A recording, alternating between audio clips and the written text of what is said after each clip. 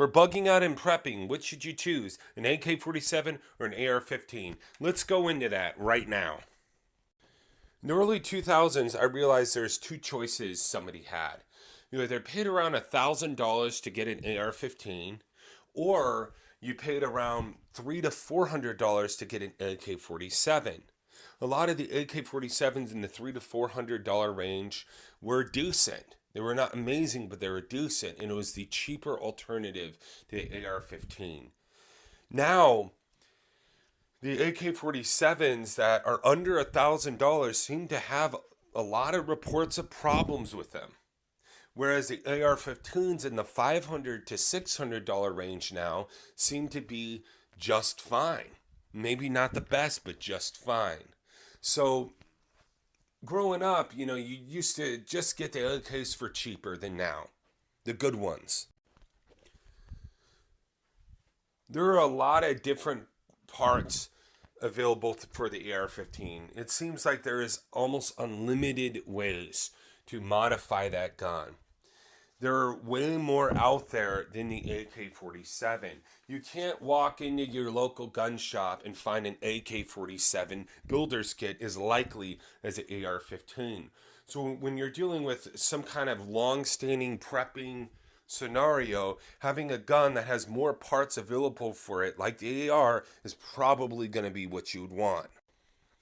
For me personally, when it comes to DIY, the AR-15 is a heck of a lot easier to work on than the AK-47. I find the rivets and the pins and all that on the AK-47 a lot more complicated than how the AR-15 is like Legos for grown men.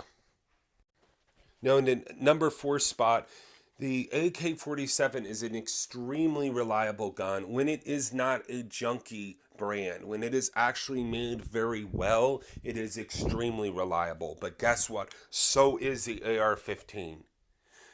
If your gas impingement AR-15 is a good one, it's going to be very reliable. If you get into the piston-driven AR-15s, they could be even more reliable. But the fact of the matter is, people all over the world are using the AR-15 and trusting their lives to it. And I really definitely think that you can too. And if you take care of that gun and maintain it, it is extremely reliable. Now, in the number 5 spot is that the AR-15 is not as likely to run into the certain shortage problems as the AK-47. Now, AK-47's running into shortages has to do with the dependency on overseas parts kits, or guns.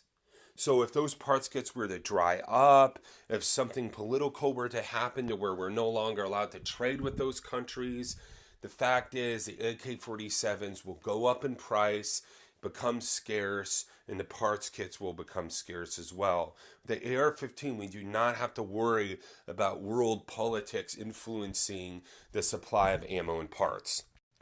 Now, in the honorable mention spot, this is in the honorable mention because sometimes it's comparing apples to oranges depending on what AK you're comparing to what AR. But a lot of times the AR is more lightweight, more compact in general. The round itself is very effective but smaller than the 7.62x39 round. The magazines for the AR-15, the 30 round ones, are smaller and lighter weight than the 30 round AK-47 magazines. Most of the time, I would say that the entire gun itself, the entire AR-15 itself, is lighter weight when comparing it to most AK-47s. So when you have to deal with how many rounds can I fit in my bug out bag? How heavy is my bug out bag going to be? How heavy is the gun that I'm going to be possibly carrying around day in, day out for weeks? How heavy is that? That is one advantage of the AR-15. Please hit like and subscribe. And in the comment section below, let me know. What would you do? Very well made AR-15 or very well made AK-47? What would you choose personally?